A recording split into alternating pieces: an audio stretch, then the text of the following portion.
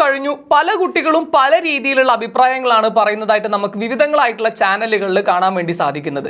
എന്താണ് ശരിക്കും ഫിസിക്സ് എക്സാമിന് സംഭവിച്ചിട്ടുള്ളത് അല്ലെ? നമ്മളെല്ലാവരും ഒന്ന് ഡിസ്കസ് ചെയ്യേണ്ട കാര്യമാണെന്ന് ഉറപ്പുള്ളത് കൊണ്ടാണ് ഇങ്ങനെ ഒരു വീഡിയോയിലേക്ക് നമ്മൾ വരുന്നത്. ശരിക്കും മക്കൾ, എന്താണ് ഫിസിക്സ് എക്സാമിന് സംഭവിച്ചത്? ക്വസ്റ്റ്യൻസ് ഒക്കെ അത്രത്തോളം ടഫ് ആയിരുന്നോ? പലരും പറയുന്ന പോലെ തന്നെ ക്വസ്റ്റ്യൻസ് എല്ലാം ഔട്ട് ഓഫ് സിലബസ് ആയിരുന്നോ, അല്ലെങ്കിൽ കുട്ടികൾക്ക് എഴുതാൻ ഭയങ്കരമായിട്ട് പ്രയാസമുള്ള ക്വസ്റ്റ്യൻ ആയിരുന്നോ? നമ്മളൊന്ന് നോക്കുകയാണെന്നുണ്ടെങ്കിൽ ഇപ്പം പല ചാനലുകളിലും പല രീതിയിലാണ് വീഡിയോ ചെയ്തത് എന്നുള്ളത് കൊണ്ട് തന്നെ നമുക്ക് ഓരോ ചാനലുകളുടെയും കമന്റ് സെക്ഷൻ നോക്കുന്ന സമയത്ത് മനസ്സിലാക്കാൻ വേണ്ടി പറ്റും ആ ചാനലിനെ ഡിപ്പെൻഡ് ചെയ്ത് പഠിച്ചിട്ടുണ്ടായിരുന്ന കുട്ടികൾക്ക് എന്തായിരുന്നു റിസൾട്ട് ആയിട്ട് വന്നത് എന്നുള്ളത്. പല കമന്റുകളും വളരെ മോശമായിട്ടുള്ള കമന്റുകൾ വരെ പല ചാനലുകളിലും നമ്മൾ കാണുന്നുണ്ട്.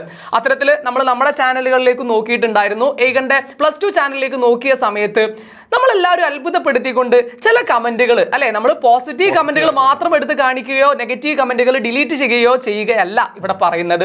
പ്രധാനമായിട്ടും സാറേ നോക്കുന്ന സമയത്ത് നമുക്ക് പോസിറ്റീവ് ആയിട്ടുള്ള കമന്റുകൾ നമുക്കിപ്പോ നിങ്ങളുടെ മുമ്പിൽ ഇതായി കാണുന്ന രീതിയിൽ പോസിറ്റീവ് ആയിട്ടുള്ള കമന്റുകളാണ് നമുക്ക് കാണാൻ വേണ്ടി സാധിക്കുന്നത്.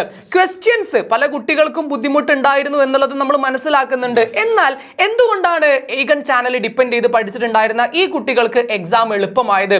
ബുദ്ധിയുള്ള ആളുകൾ ചിന്തിക്കേണ്ട കാര്യമുണ്ടെന്ന് തോന്നുന്നുണ്ട്. കാരണം എന്താണെന്ന് വെച്ച് കഴിഞ്ഞാൽ നമ്മൾ ചില കാര്യങ്ങളെ അതേപോലെ പ്രീവിയസ് ഇയർ ക്വസ്റ്റ്യൻസ് ഒക്കെ അതേപോലെ അല്ലെ അതേപോലെ പഠിച്ചു പോയി കഴിഞ്ഞാൽ നമുക്കൊരു മിനിമം മാർക്ക് ഉറപ്പിക്കുക എന്നല്ലാതെ ഒരു കാരണവശാലും ഫുൾ മാർക്കിലേക്ക് സാധിക്കില്ല. യെസ്, അത് അതിന്റെ ഒരു ഫാക്ട് ആയിട്ട് നിങ്ങൾ മനസ്സിലാക്കേണ്ട കാര്യമാണ്. ഫുൾ മാർക്കിലേക്ക് എത്തുക എന്ന് പറയുന്നത് ഒരിക്കലും നിങ്ങൾ PYQ അതേപോലെ കാണാപ്പാഠം പഠിച്ച് മക്കളെ, ഇത് കാണാപ്പാഠം പഠിക്കേണ്ട പരീക്ഷയല്ല. അതുകൊണ്ട് തന്നെ നിങ്ങൾക്ക് കോൺസെപ്റ്റ് അല്ലെ സാറേ, കോൺസെപ്റ്റ് ബേസ്ഡ് ആണ്. നമ്മുടെ ക്രിസ്മസ് എക്സാം കൊണ്ട് നോക്കുകയാണെങ്കിൽ നമുക്കറിയാം ക്രിസ്മസ് എക്സാം നല്ല രീതിക്ക് ടൈറ്റ് ആയിട്ടുള്ള എക്സാം ആയിരുന്നു.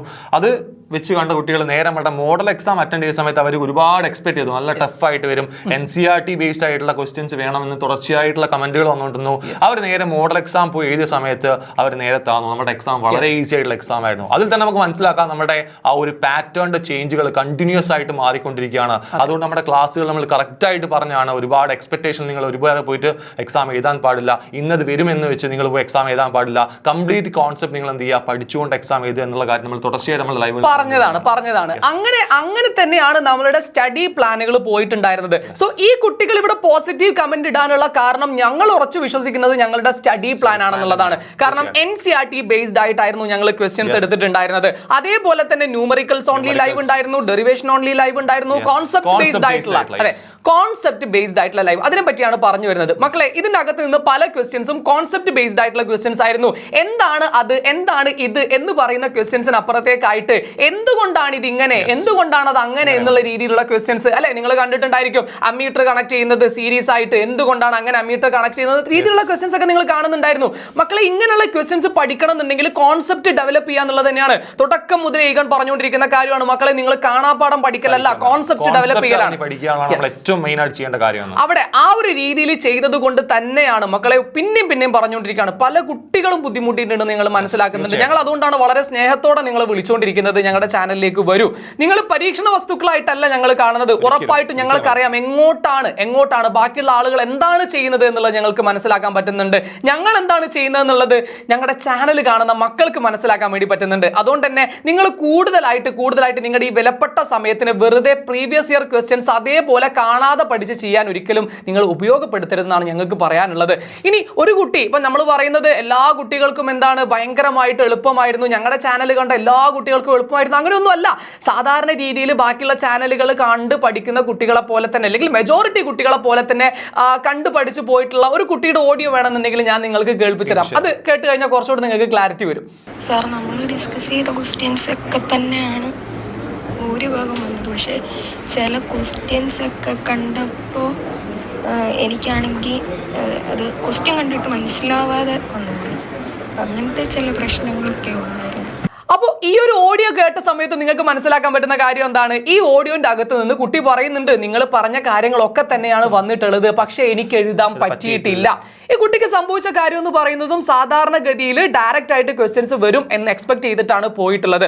അപ്പൊ ആ ഒരു രീതിയിൽ പോയി കഴിഞ്ഞാൽ ഒരു കാരണവശാലും മക്കളെ നിങ്ങൾക്ക് മാർക്ക് വാങ്ങിക്കാൻ സാധിക്കില്ല. അതുപോലെ തന്നെ ഒരു കുട്ടി നമുക്ക് നമ്മുടെ എക്സാം കഴിഞ്ഞിട്ട് അപ്പൊ തന്നെ എനിക്ക് മെസ്സേജ് അയച്ചു, സർ എനിക്ക് എല്ലാം അറ്റൻഡ് ചെയ്യാൻ പറ്റി, പക്ഷെ എന്നാലും ആ കുട്ടിക്ക് എന്താണ് കുറച്ച് സാഡ് ആയിട്ടാണുള്ളത്, ഭയങ്കരമായിട്ട് സാഡ് ആയിട്ടുള്ളത്. കാരണം എക്സാം ടഫ് ആയിരുന്നു എന്ന് പറയുന്നത് എല്ലാവരും ആക്സെപ്റ്റ് ചെയ്ത കാര്യമാണ്. പക്ഷേ എല്ലാം അറ്റൻഡ് ചെയ്യാൻ പറ്റി എന്ന് വെച്ചാൽ നമ്മളെടുത്ത ആ കോൺസെപ്റ്റ് ബേസ്ഡ് ആയിട്ടുള്ള കാര്യങ്ങൾ വെച്ചിട്ട് ആ കോൺസെപ്റ്റ് വെച്ചിട്ട് കുട്ടിക്ക് എല്ലാ കാര്യവും അറ്റൻഡ് ചെയ്യാൻ പറ്റി എന്നുള്ള സാധനം സന്തോഷത്തോടെ ആണെങ്കിൽ, പക്ഷെ അവിടെ കുറച്ച് സങ്കടം എനിക്ക് അവിടെ കാണാൻ പറ്റി. സത്യം പറഞ്ഞു കഴിഞ്ഞാൽ ഞങ്ങളും എക്സാം എളുപ്പമാവണം എന്ന് ആഗ്രഹിക്കുന്ന ആളുകൾ തന്നെയാണ്. ഒരിക്കലും ഞങ്ങളുടെ ഒരു കുട്ടിക്ക് പോലും അല്ലെ ഒരു +1 +2 എഴുതുന്ന ഒരു കുട്ടിക്ക് പോലും ഒരു മാർക്ക് പോലും കുറയരുത് എന്നുള്ള അങ്ങേയറ്റത്തെ ആഗ്രഹത്തിൽ തന്നെയാണ് ഞങ്ങൾ എല്ലാവരും നിൽക്കുന്നത്. പക്ഷേ നല്ലൊരു ശതമാനം കുട്ടികൾക്ക് എഴുതാൻ പറ്റിയിട്ടില്ല എന്ന് പറയുന്ന സമയത്ത് നമ്മൾ ആലോചിക്കുകയാണ് എവിടെയാണ് പ്രശ്നം സംഭവിക്കുന്നത്. നമ്മൾക്ക് തിരുത്തേണ്ടത് നമ്മുടെ ഇതിന്റെ കാരണങ്ങളെയാണ് അല്ലെ. നമുക്ക് എന്തുകൊണ്ട് നിങ്ങൾക്ക് എഴുതാൻ പറ്റുന്നില്ല എന്ന് ചോദിച്ചു കഴിഞ്ഞാൽ നമ്മൾ മനസ്സിലാക്കാൻ പറ്റുന്നത്, മക്കളെ ശരിക്കും നിങ്ങൾ പഠിക്കുന്നതിൽ ചില മാറ്റങ്ങൾ വരുത്തേണ്ടതായിട്ടുണ്ട്. കാരണം ബോർഡ് മാറ്റം വരുത്തി തുടങ്ങി. എഡ്യൂക്കേഷണൽ സിസ്റ്റത്തിന് മാറ്റം വേണം, അല്ലെങ്കിൽ ക്വസ്റ്റ്യൻ പാറ്റേൺ മാറ്റം വേണമെന്ന് അഹോരാത്രം നമ്മൾ പറഞ്ഞുകൊണ്ടിരിക്കുന്ന സമയത്ത്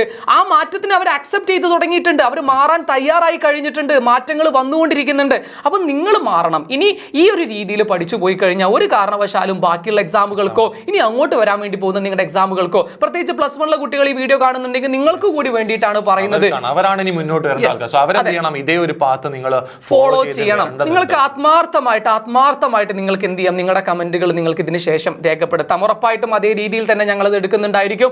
അതിന് ബേസ് ചെയ്തിട്ട് നമ്മൾക്ക് എന്ത് ചെയ്യാം, ഇനിയൊരു വീഡിയോ ആയിട്ട് വരണോ? കാരണം നിങ്ങൾ പറഞ്ഞ കാര്യങ്ങളൊക്കെ തന്നെയാണോ വന്നത്?